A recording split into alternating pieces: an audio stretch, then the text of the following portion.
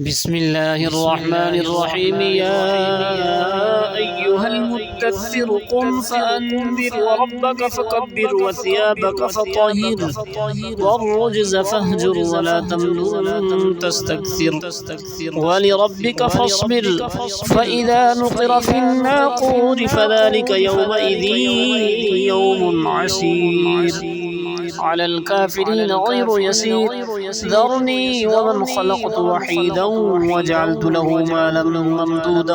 وبنين شهودا ومهدت له تمهيدا ثم يطمع أن أزيد كلا إنه كان لآياتنا عنيدا سأرهقه صعودا إنه فكر وقدر فقتل كيف قدر ثم قتل كيف قدر ثم نظر ثم عبس وبسر ثم أدبر واستكبر فقال إن هذا إلا سحر يؤثر إن هذا إلا قول البشر سأصليه سقر وما أدراك ما سقر لا تبقي ولا تذر لواحة للبشر عليها 19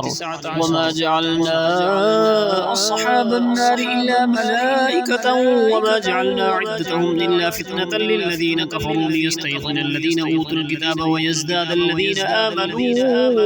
إيمانا ولا يرتاب الذين أوتوا الكتاب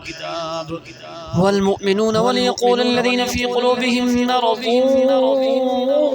والكافرون ماذا أراد الله بهذا مثلا كذلك يضل الله من يشاء ويهدي من يشاء وما يعلم جنود ربك إلا هو وما هي إلا ذكرى للبشر كلا والقمر والليل إذ أدبر والصبح إذا أسفر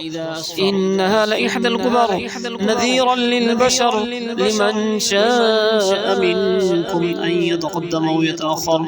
كل نفس بما كسبت رهينة إلا أصحاب اليمين في جنات يتساءلون عن المجرمين ما سلككم في سقر قالوا لم نك من المصلين ولم نك نطعم المسكين وكنا نخوض مع الخائضين وكنا نكذب بيوم الدين حتى أتانا اليقين فما تنفعهم شفاعة الشافعين فما لهم عن التذكرة معرضين كأنهم حمر مستنفرة فرت من قسورة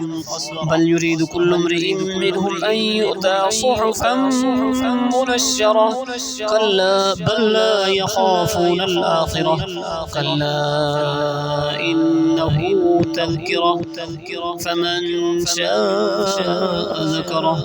وما يذكرون إلا أن يشاء الله هو أهل التقوى وأهل المغفرة